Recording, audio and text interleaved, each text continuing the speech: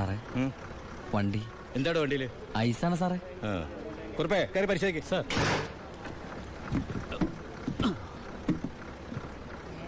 നന്നായി പരിശോധിക്കണോ? സാർ സാറേ പെട്ടെന്നായിക്കോട്ടെ, അല്ലെങ്കിൽ ഐസ് ഇപ്പൊ ഐസ് വാട്ടർ ആവും. സാറേ ഇത് ഫുൾ ഐസാ. അടച്ചേക്ക്. ഓ ചാടിക്കോ ചാടിക്കോ, അല്ലെങ്കിൽ ഐസാവും.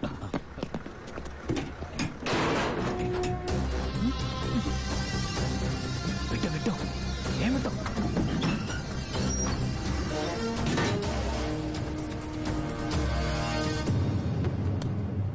പെട്ടെന്നാവട്ടെ. ശിവ, ആ ഓ എന്റെ പുണ്യാളച്ചു, നീ ഇങ്ങെത്തുന്നവരെ ഞാൻ മുള്ളേ നിൽക്കുകയായിരുന്നു. സ്പിരിറ്റ് എന്തേടാ? ദാ ഇതൊക്കെയാ. ഈ ഐസ് കിട്ടേ? ഞാൻ കാണിച്ചുതരാം.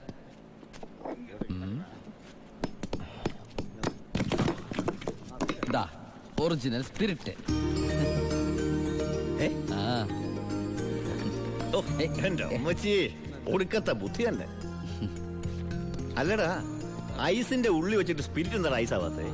എന്റെ ബായ്, വെള്ളം 0 ഡിഗ്രി സെന്റിഗ്രേഡിൽ ഐസ് ആവും. പക്ഷെ സ്പിരിറ്റ് ഐസ് ആവണമെങ്കിൽ -112 ഡിഗ്രിയെങ്കിലും വേണം. കെമിസ്ട്രി പഠിച്ചതിന്റെ ഗുണ. എന്തായാലും കെമിക്കറി കണ്ടുപിടിച്ചു. കെമിക്കറി അല്ല, കെമിസ്ട്രി. അവൻ ഭയങ്കര തന്നെ. ഇത് എത്ര രൂപയുടെ മുതലാന്ന് അറിയാമോ നിനക്ക്?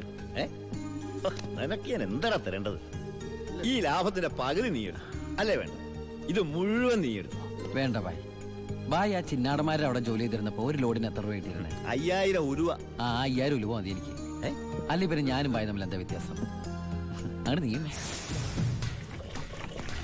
പല അടവുകൾ ഉപയോഗിച്ച് വാളയാർ ചെക്ക് പോസ്റ്റ് വഴി പലതവണ ഞാൻ സ്പിരിറ്റ് കടത്തി ഒരു നാൾ പിടിക്കപ്പെട്ടു. ചെക്ക് പോസ്റ്റുകളിൽ ഞാൻ പണം വാരിയെറിഞ്ഞു. ഉദ്യോഗസ്ഥന്മാരിൽ ഭൂരിഭാഗവും എന്റെ സ്വാധീന വലയത്തിലായി. പിന്നെല്ലാം അവരുടെ അനുവാദത്തോടെയായി. ബായിക്ക് വീടായി, കാറായി, ലോറികളായി. ബായിയുടെ വലങ്കയായി ഞാൻ അവിടെ പരമശിവം എന്ന പേരിൽ അറിയപ്പെട്ടു. വാളയാർ പരമശിവം.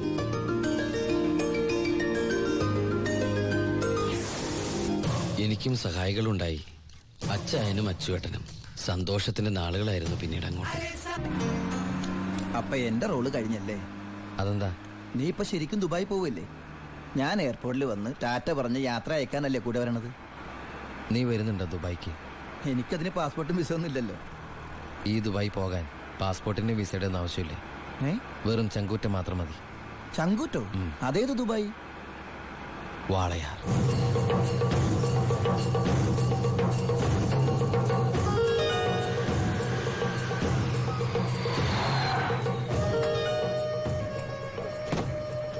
ഇങ്ങോട്ട് ഇറങ്ങ. അടയ്ക്ക്. നിർത്ത. ഓഫാക്കടോ. എങ്ങോട്ടാ ഇത്ര ധൃതിയില്? പഴയ കള്ളന്മാര് തന്നെയാണല്ലോ. എന്താടാ പരമേശ്വരം, നീ ജയിലിൽ നിന്ന് ഇറങ്ങിയ?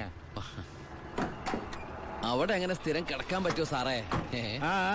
പണ്ടൊക്കെ ഈ പരമശിവത്തിന്റെ ലോറികൾ ചീറിപ്പാഞ്ഞു വരുമ്പോ ഈ ചെക്ക് പോസ്റ്റ് പടപടാന്ന് തുറക്കാറുണ്ട്. അതൊക്കെ പണ്ടല്ലേടാ. കുറച്ച് സാധനം വണ്ടിയിലുണ്ട്, ഒന്ന് പൊക്കി തന്ന് കാശം വീട്ടിലെത്തിച്ചേക്കാന്ന്.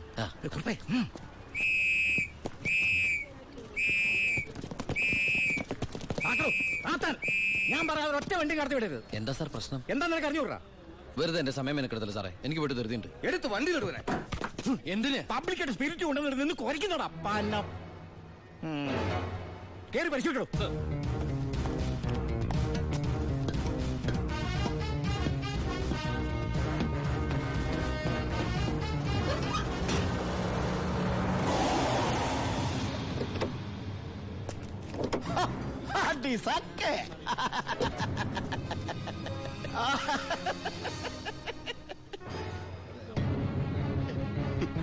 എന്തായടോ സാറേ? ഇത് വെറും വെള്ള. വെള്ളമോ? ഒന്നുകൂടെ മണത്ത് നോക്കടോ. എങ്ങനെ മണത്ത് നോക്കിയാൽ ഇത് വെറും വെള്ള. പ്ലാച്ചിമടയിൽ എന്തൊരു വരൾച്ച സാറേ. ഞാൻ അങ്ങോട്ടേക്ക് കുടിവെള്ളം കൊണ്ടുപോകുന്നതാ. പച്ചവെള്ളം വിറ്റിട്ടെങ്കിലും നമ്മൾ ജീവിച്ച് പൊക്കോട്ടെ സാറേ. അല്ല സാറേ, കുടിവെള്ളം കൊണ്ടുപോകുന്ന അറസ്റ്റ് ചെയ്യാൻ മാത്രമുള്ള കുറ്റമാണോ? അല്ല, നമ്മളോട് കുറച്ചാളില്ലാത്തോണ്ട് നിയമം മാറിയതൊന്നും അറിഞ്ഞില്ല. പോരാത്തതിന് ഇന്നത്തെ പത്രം വായിച്ചിട്ട് 5-6 ദിവസമായി സാറേ. നിന്ന് ചിലക്കാതെ വണ്ടി എടുത്തോണ്ട് പോടാ. അല്ല സാറേ, സാർ എന്നെ പണ്ട് ഒരുപാട് സാറേന്ന് വിളിച്ചിട്ടുള്ളല്ലേ. എന്റെ കയ്യിൽ നിന്ന് ഒരുപാട് കാശ് വാങ്ങിച്ചിട്ടുള്ളല്ലേ. ഞാൻ ജയിലിൽ നിന്ന് വന്നപ്പോ പലരും പറഞ്ഞിട്ട് ഞാൻ വിശ്വസിച്ചില്ല സാറേ. സാറൊക്കെ പഴയ സാറല്ല, പുതിയ സാറുമാരുടെ സാറാണെന്ന് പറഞ്ഞു സാറേ. നിർത്തണം നിന്റെ ഈ സാറ് വിളി. നീ ഏതർത്ഥത്തിലാ ഈ സാറേ എന്ന് വിളിക്കുന്നത് എനിക്ക് നന്നായിട്ട് മനസ്സിലായി. അപ്പൊ ഞാൻ ഉദ്ദേശിച്ച സാറ് മനസ്സിലായി. സന്തോഷം. വരട്ടെ സാറേ. വെറുതെ സാറേ. എന്താ സാറേ? വീട് സാറേ. സാറേ ഹായ് അടി സാക്കേ വർക്കിച്ചായോ? എന്നാടോ ഒരു സ്നേഹമില്ലാണ്ട്? വർക്കിച്ചായോ, ഇതെന്റെ ഒരു ടെസ്റ്റ് ഡോസ് ആയിരുന്നു. ഇപ്പൊ എനിക്കൊരു കാര്യം മനസ്സിലായി. വാളയാർ ചെക്ക് പോസ്റ്റ് വഴി ഇനി പരമശിവത്തിന് സ്പിരിറ്റ് നടത്താൻ പറ്റില്ല എന്ന് വെച്ച് നമുക്ക് നമ്മുടെ തൊഴിൽ നിർത്താൻ പറ്റോടോ? വർക്കിച്ചായോ, ദേ എന്റെ ലോഡുകൾ 24 മണിക്കൂറിനുള്ളിൽ ഈ വാളയാർ ചെക്ക് പോസ്റ്റ് വഴി ഞാൻ കടത്തിയിരിക്കും. താൻ ആണാണെങ്കിൽ തടയടോ. ചേട്ടായി, ഇന്ന് അവന്റെ ലോഡുകൾ കേരളത്തിലെത്തിയാൽ പിന്നെ നമ്മൾ ഗോപി വരച്ചാ മതി. ഞാൻ ജീവിച്ചിരിപ്പുണ്ടെങ്കിൽ അവന്റെ ഒരു പുണ്ണാക്കം കടന്നു പോകില്ല. നീ ആ ചെക്ക് പോസ്റ്റിലേക്ക് വിളിക്കടാ. Hello, Walayar check post. ഇത് ഞാനാടവേ. ആ എന്താ വർക്കിച്ചേ? അവനുണ്ടല്ലോ ആ പരമശിവം, വീണ്ടും ഒരു അംഗത്തിനുള്ള പുറപ്പാടില്ല. നീ ഒരു പേനയും പേപ്പറും കൊടുത്തേ. എന്നിട്ട് എന്റെ വണ്ടികളുടെ നമ്പറൊക്കെ ഒന്ന് കുറിച്ചെടുത്തോ. ഈ നമ്പർ ഒഴികെ മറ്റേത് വണ്ടി വന്നാലും പിടിച്ചോണം. ഇതെന്റെ ഒരു വാശിയുടെ പ്രശ്നമാണ്. ആദ്യം ഞാൻ ഏറ്റു വർക്കിച്ചേ. പറഞ്ഞു വിടറാ നമ്മുടെ വണ്ടിയുടെ നമ്പറൊക്കെ. നോട്ട് ചെയ്തോ. TN4 2255. TN4 2255. 2255 അല്ലേ? ഓക്കെ. KL9 3663. ദാ ഇതുപോലെ നമ്മുടെ 3 വണ്ടികളുടെയും ഫ്രണ്ടിലും ബാക്കിലും സൈഡിലും ഒക്കെ നമ്പറുകൾ ചേഞ്ച് ചെയ്യണം. അതിനുശേഷം ആദ്യം ചെക്ക് പോസ്റ്റ് കിടക്കേണ്ടത് നമ്മുടെ ഈ 3 ലോറികളായിരിക്കണം. ആദ്യത്തെ വണ്ടിയിലെ കിളിയായിട്ട് നീ ഉണ്ടാവണം. ആര് ചോദിച്ചാലും ചിന്നാടന്റെ ലോഡാന്ന് പറഞ്ഞാൽ മതി.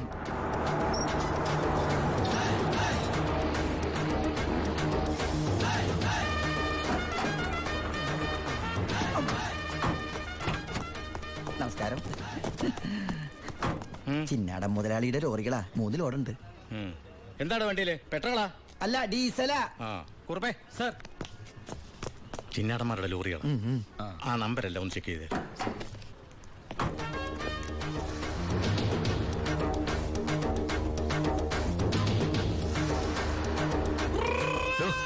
എന്താ സാറേ?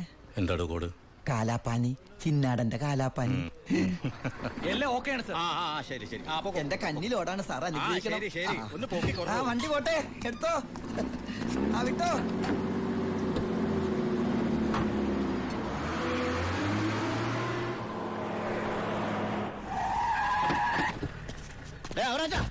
അവിടെ പോയി എവിടെ ഉണ്ടോ മുതലാളി? എന്താ മുതലാളി? ചെക്ക് പോസ്റ്റിലൊക്കെ പറഞ്ഞു. കോഡ് മറക്കണ്ട. കാലാപ്പാനി. ശരി മുതലാളി. ശരി.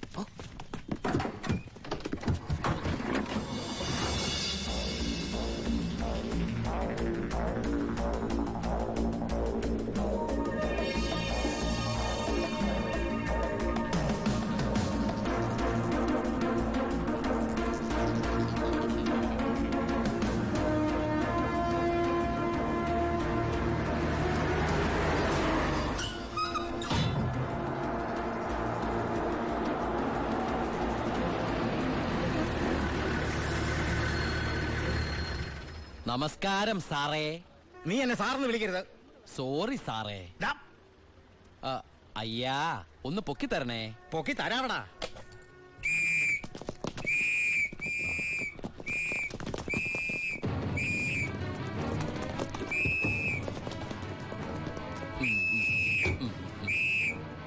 എല്ലാരും ആയില്ലേ?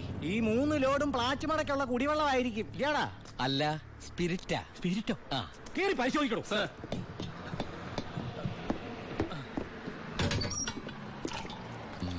അമ്മയ്ക്കൊക്കെ സുഖമല്ലേ സാറേ? ഇവിടെ ഉള്ളവരൊക്കെ ഉണ്ണാക്കന്മാരെന്നാണോ നിന്റെ വിചാരം? എനിക്ക് മാത്രമല്ല സാറേ, ഇവിടെ നിൽക്കുന്ന കംപ്ലീറ്റ് ആൾക്കാരുടെ വിചാരം അതാണ്. ആ, സ്പിരിറ്റാ സർ. ഇതിലും സ്പിരിറ്റാ സർ. ഇതിലും സ്പിരിറ്റാ പറയുന്ന അവരുടെ ഒരു സ്പിരിറ്റ് ഉണ്ടല്ലേ സാറേ? കൈയെടുക്ക് സാറേ. ഏയ്,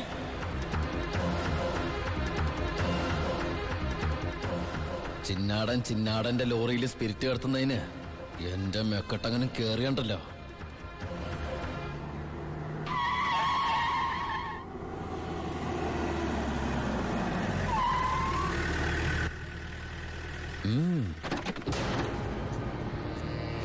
ഹായ് അടി സാക്കേ. എവിടെയായിരുന്നു ഔവേ? വണ്ടിയുടെ മുമ്പിലല്ലോ എസ്കോട്ട് വരുന്നത്. ഇവരെന്നെ സംശയിച്ചില്ലയോ? നീ വടാ അവിടുന്ന്.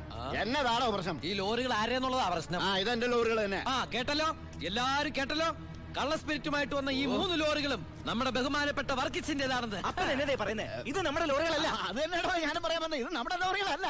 ഇത് വർക്കിച്ചിന്റെ ലോറി എന്നെ ഇത് കൊച്ചുവളുടെ പേരിലായിട്ടിരിക്കുന്ന ചഞ്ചൽ ഇത് എന്റെ ലോറികളെ അല്ല. അല്ലേ? അല്ലെന്ന് പറഞ്ഞില്ലേ? അപ്പൊ ഓക്കെ, വർക്കിച്ചായന്റെ ലോറികൾ അല്ലെങ്കിൽ നമുക്ക് പിടിച്ച് അകത്തിട്ടല്ലോ സാറേ. എന്തായാലും ഉടമസ്ഥൻ വരുമല്ലോ, അപ്പൊ അയാളെയും പിടിച്ച് അകത്തിടാം. എങ്ങനെയുണ്ട് എന്റെ ഐഡിയ? സാറിന് ടോയ്ലറ്റ് പോകാൻ പറ്റുന്നുണ്ടോ? ഫേസ് വല്ലാണ്ടിരിക്കണു. വർക്കിച്ചായ ഒന്ന് ഇങ്ങോട്ട് വന്നേ. വന്നേന്ന് ഇങ്ങോട്ട് വന്നേന്ന് ഞാനല്ലേ വിളിക്കണേ. വർക്കിച്ചന് ലോറിയിൽ ലോഡ് അടക്കം വൻ നഷ്ടം വരുമെന്ന് എനിക്കറിയാം. വർക്കിച്ചിന്റെ വണ്ടികളുടെ നമ്പർ ഉപയോഗിച്ച് എന്റെ ലോറികള് 1 മണിക്കൂർ മുമ്പ് പാലക്കാട് അതിർത്തി കടന്നു. ഇനി മഷിയിട്ട് നോക്കിയാലും കിട്ടില്ല. എന്തിനാ വർക്കിച്ചൻ എന്റെ റൺവേ കയറി കളിച്ചത്?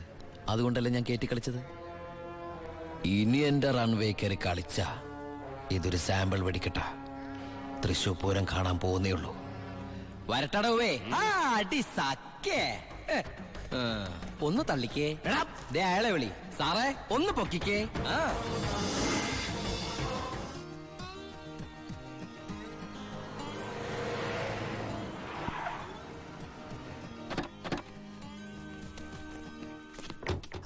என்ன சத்தியமூர்த்தி இந்த மாதிரி பேசுறேன்?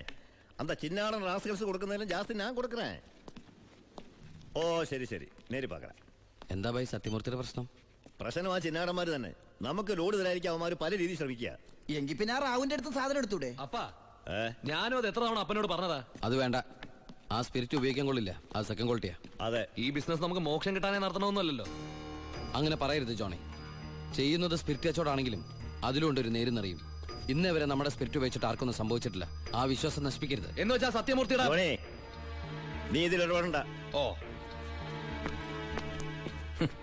ശിവ, അവനൊന്നും അറിയില്ല, വിട്ടുകള. ഏയ്. ഞാന് സത്യമൂർത്തി ഒന്ന് കണ്ടിട്ട് വരാം. ആ ശിവ, നിനക്കൊരു കത്തുണ്ടായിരുന്നു ദുബായിന്ന്.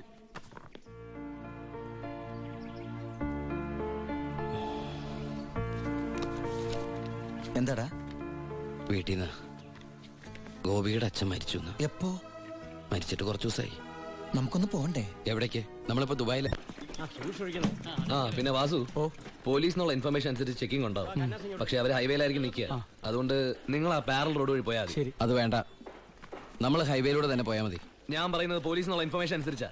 ഞാൻ പറയുന്നത് എനിക്ക് കിട്ടിയ ഇൻഫർമേഷൻ അനുസരിച്ചാ. ഞാൻ പറയുമ്പോൾ അങ്ങ് ചെയ്താൽ മതി. ഏയ് അത് ശരിയാവില്ല ജോണി. താൻ എന്നെ പഠിപ്പിക്കണ്ട.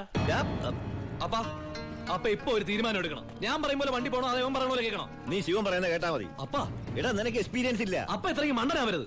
ഇത് ഏട്ടനും അനിയനും കൂടെയുള്ള അഡ്ജസ്റ്റ്മെന്റ്. ലോഡ് ഒന്ന് പിടിച്ച SI ക്കല്ലേ ക്രെഡിറ്റ് കിട്ടണേ. ഇവനെന്ന് നഷ്ടപ്പെടാൻ. ലോറി ലോഡ് നമ്മളല്ലേ. ബലിയാടാവൻ പാവൻ ഡ്രൈവർ.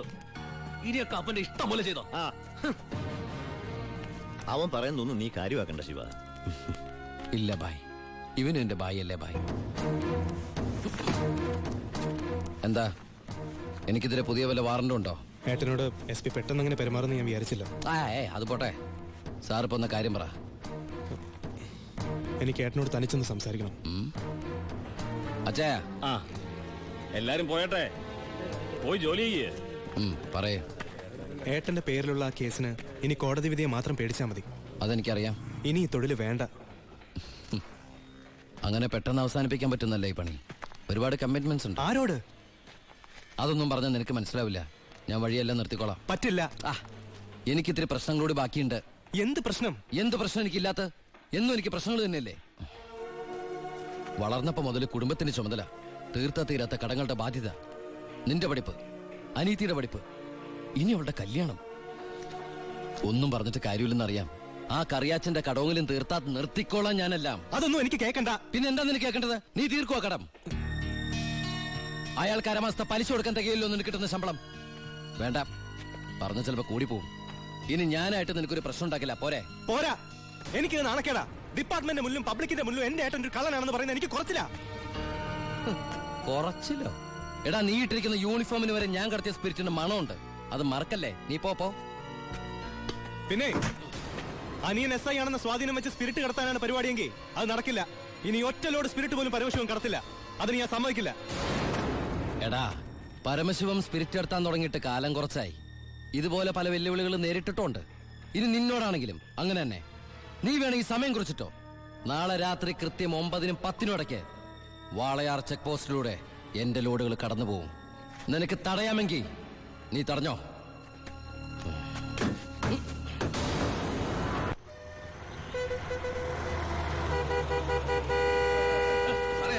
എടുത്ത് മാറ്റണോ? ഇത്രയും വണ്ടികൾ കിടക്കുന്ന കണ്ടുകൂടെ എനിക്ക്? 9-നും 10-നും ഒറ്റ വണ്ടി വഴി കടന്നു പോരുത്. രണ്ട് സൈഡും ബ്ലോക്കാ. 1 മണിക്കൂറൊക്കെ ചെക്ക് പോസ്റ്റ് അടച്ചിടുക എന്ന് പറഞ്ഞാൽ അത് വേണോ? താനിപ്പോ ഞാൻ പറയുന്ന പോലെ കൊണ്ട് കേട്ടാ മതി. എടുത്ത് മാറ്റണോ വണ്ടി? മാറ്റാൻ.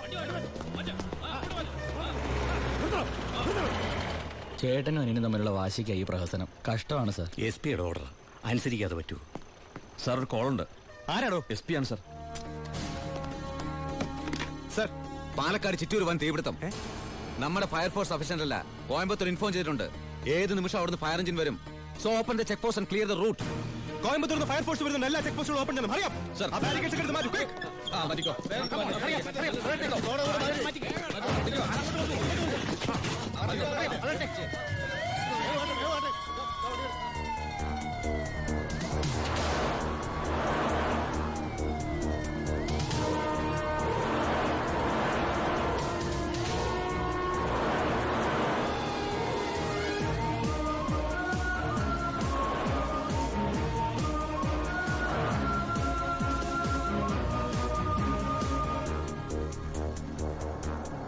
താക്കണോ?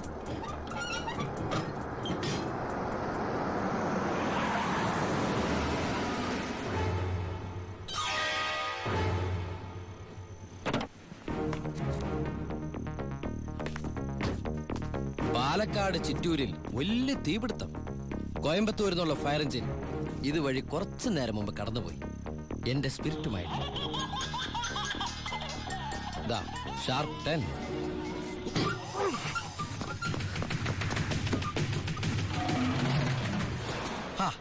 വിഡിത്തം കാണിക്കല്ലേ ബാലി സാറേ.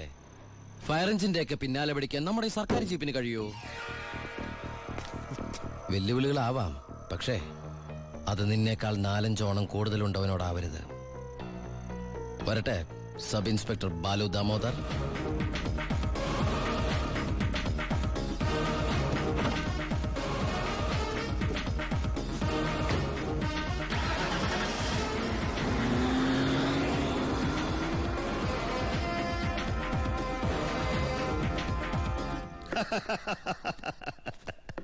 ഇന്നാണ് എന്റെ ജീവിതത്തിലെ ഏറ്റവും സന്തോഷമുള്ള ദിവസം.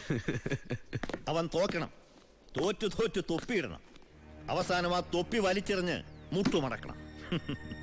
ശിവ, നീ എന്താ ഒരു സന്തോഷമില്ലാതിരിക്കുന്നേ?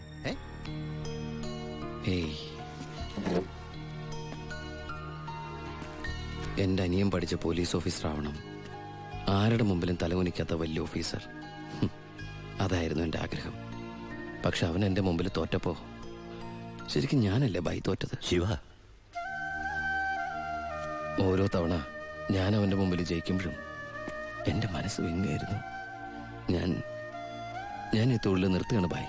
ശിവ, നീ ശരിക്കും ആലോചിച്ചിട്ടാണോ ഈ പറയുന്നത്? ശരിക്കും ആലോചിച്ചിട്ടാ. എന്റെ ഈ മുഖാരും അറിയരുതെന്ന് ഞാൻ ആഗ്രഹിച്ചിരുന്നു. പക്ഷേ എന്റെ അനിയൻ അറിഞ്ഞു. ഇനി അമ്മ കൂടി അറിഞ്ഞാൽ പിന്നെ എനിക്കത് ആലോചിക്കാനും കൂടി വയ്യ. അമ്മ അറിയുന്നതിന് മുമ്പ് എല്ലാം അവസാനിപ്പിക്കണം. ഞാൻ നിർത്തുകയാണ് ബായ്. നീ അങ്ങനെ പറഞ്ഞാൽ നീ വന്നതി പിന്നെയാ എന്റെ ഈ ഉയർത്തെഴുന്നേൽപ്പ്. നീ പോയാൽ അപ്പാ, ഇയാള് പോണേ പോട്ടെ അപ്പാ, നമുക്കൊന്നും ചെയ്യാറില്ലേ? ജോണി, ജോണി പറഞ്ഞതാണ് ശരി ബായ്. എന്നെ പോകാൻ അനുവദിക്കണം.